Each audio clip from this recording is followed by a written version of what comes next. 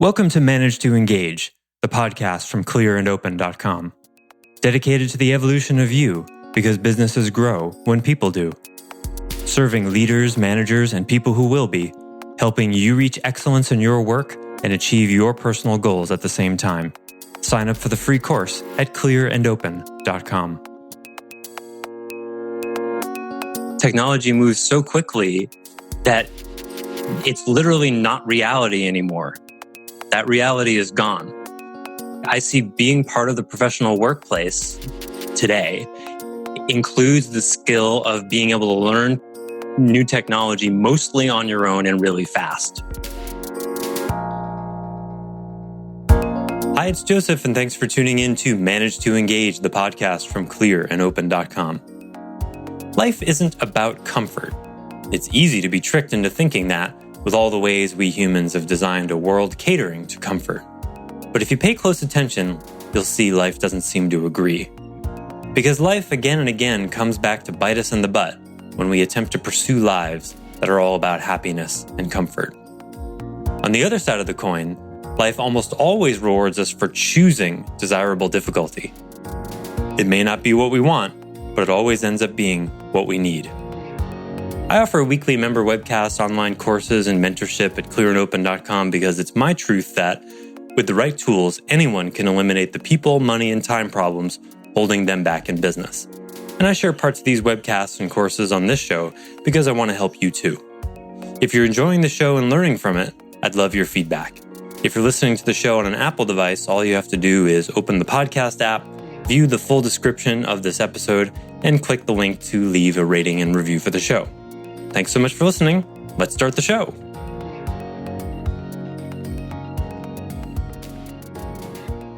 I think what often happens is there's a domain confusion and a domain contamination where if a manager sees that kind of irresponsibility, not poor responsiveness, let's say, with an employee, they often make the call to go around it or supervise and take on a reminding job, right? Because they look at, how do I need to give them the work in such a way so that they're more responsive? You see, that might be something you would do with a peer, right? Oh, the guy didn't show up for lunch. What's my contribution, right?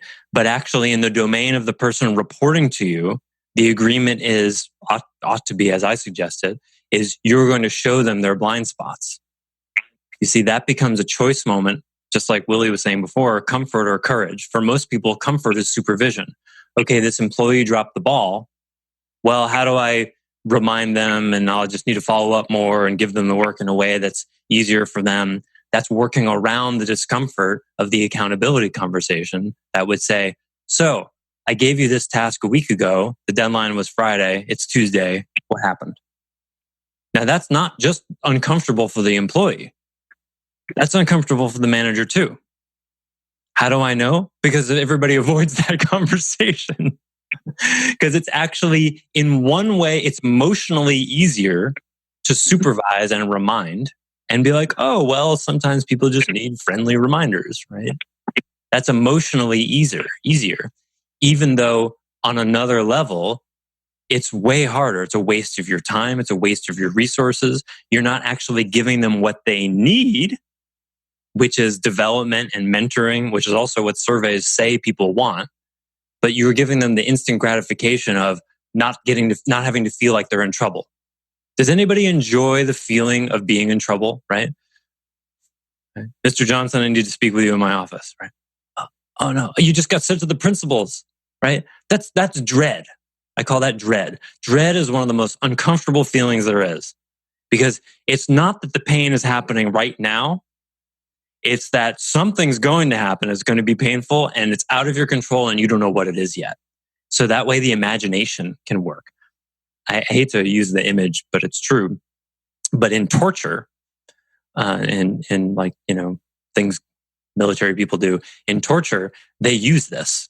They use the imagination. And they take a really long time. You see this in movies and TV shows. It's because the dread of whatever the thing is, waterboarding or electric shocks or whatever, the dread of it's going to happen again and I'm out of control of when is actually worse than the feeling itself. And it's a lot more sustainable because you can only cause pain in someone for so long before they pass out. But that emotional torture, that's really how they get people. And we do that to ourselves when we dread, when we use our imagination. We all know this, have a difficult conversation you need to have with someone tomorrow, and you imagine it 100 times before it actually happens. And it goes terribly every time in your head, right? That's self-torture. That's dread. When actually you probably need to think about it 1 or 2 or maybe 3 times and then wait until it happens. So self-management would be drawing a line there and saying, okay, time to turn that conversation off. We're going to focus on something else. I wanted to respond to one of your earlier questions. Please. You asked us to share if we have ideas on what we want to be working on. Mm-hmm. I've just had the 2 days I've been home from a long trip and listened to the 2 recordings and this session so far. And it's not real clear to me, except that 2 things have come up for me. One is the need for me to look at and identify my deepest values, which is something I think I've avoided doing for a long time. As you know about me, Joseph, there's a lot of things I'm interested in. And so I'm tempted by a lot of different areas. I'm proud of the fact that I made a decision a year ago to downsize my business, and I made the deadline. I'm transitioning, but I also have made some poor choices about saying no. So I have more work in the next 3 months than I really want to have. But I think that's because I really haven't gotten clear on what I really want. And I think the identifying those deep and important values is one of those things. Another one is something you mentioned earlier about the choosing the desirable difficulty. I know that I need a new phone, and I'm decided that I'm accepting of that. And also know from me that I tend to say about new technology, "Oh, I'm not afraid of new technology. I'm happy to do it. I just want someone to tell me how to use it, so I don't have to spend my time with the learning curve." Mm-hmm. Well, I'm thinking that maybe I should just, rather than asking my kids to advise me, maybe I should do the learning myself. That's something that I don't want to do, but if I did it, that might be an example of desirable difficulty that might put me in a better position to actually implement whatever it is that I choose better, because I've done the what I call a difficult task of doing the research myself. Mm-hmm. So that's one place I'm thinking of going. That's a really interesting one that you bring up, because it's unusual in that it used to be that technology was something like, a new piece of technology arose in society and you would learn and someone would teach you how to use it, and then that would be it. And it wouldn't be like for 6 months or a year before that would happen again. And now technology moves so quickly that it's literally not reality anymore. That reality is gone. So whereas before the skill of learning new technology wasn't a necessary skill, now it is. So like I see being part of the professional workplace today, it includes the skill of being able to learn new technology mostly on your own and really fast.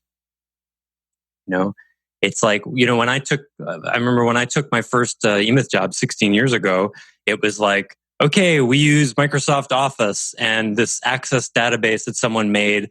You already know Office because everybody knows Office, but here's some training on how to use this database. And that's it. And then, I took a job 15 years later and it was like, okay, we use Google Drive, we use all Google Docs, we use this piece of web, we use Lucidchart, we use this and that and that and that and that and that and that. And nobody's going to train you on any of it. But if you need help, go ahead and ask this person. There were so many tools, and that's just how it is, right? And that's just on a desktop, not to mention what's on your phone, right? It's a totally different OS. I just had another thought lying in bed this morning, unable to get back to sleep. Wow, this might be that opportunity to go paperless with my abbreviated part-time business. Beautiful. I could probably pull it off and then just store everything on Google Docs. And or on Google Drive, and I'm thinking, oh, gee, wouldn't it be cool if I got audited by the IRS? And where is it? Oh, well, anyway, I was looking for my thumb drive. Did you bring your books and records? Oh, yeah, here it is. Right.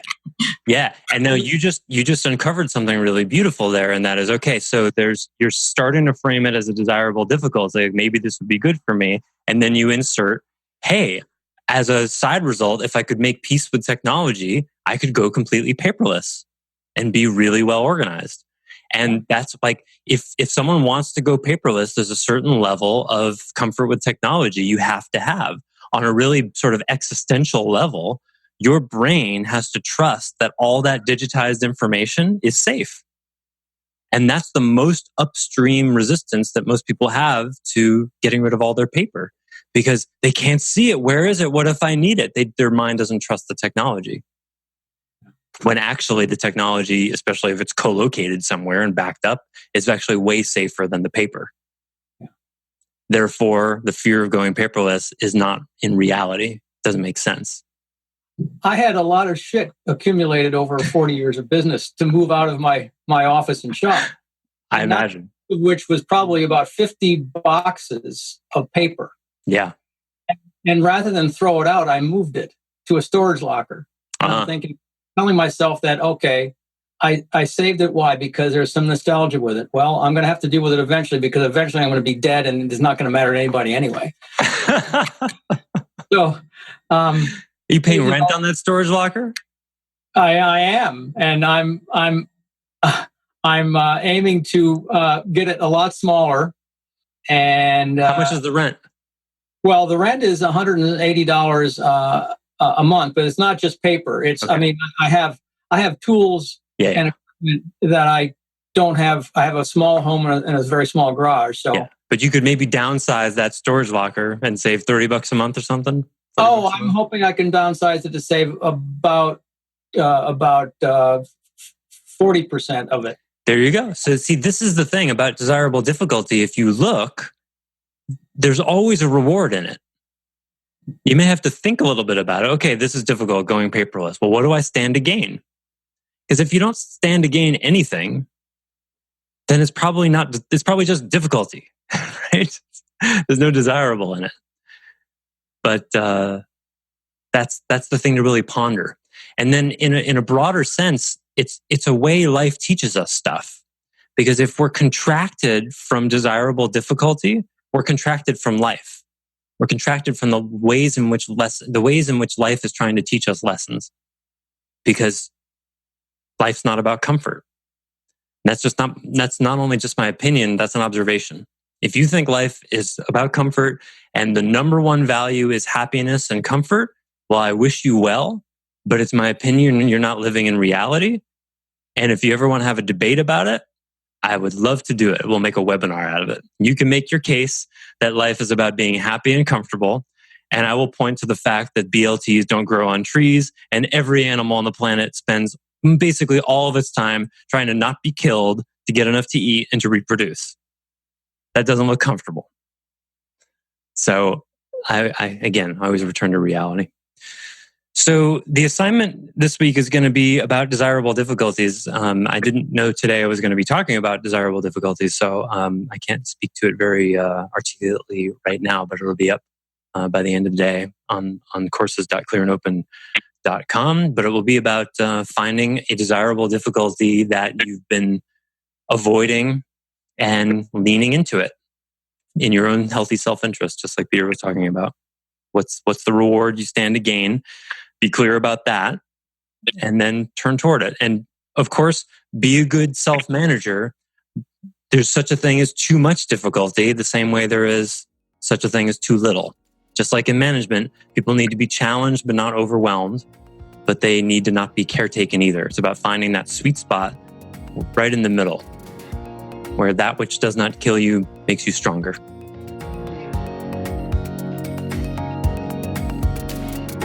Thanks for listening to Manage to Engage, the Clear and Open podcast. Join us next week when you'll be a little bit closer to who you're destined to be. Until then, know that Clear and Open is dedicated to the evolution of you, because businesses grow when people do. If you want to help the show grow, I'd appreciate you leaving a rating and review on iTunes. All you have to do is open the Apple Podcasts app, view the full description of the episode, and click the link to leave a rating and review. Or you can go to clearandopen.com/review, and it will bring you to the right place. If you're looking for more support on your journey, head over to clearandopen.com for even more tools, articles, and free resources. Thanks so much for listening. Bye for now.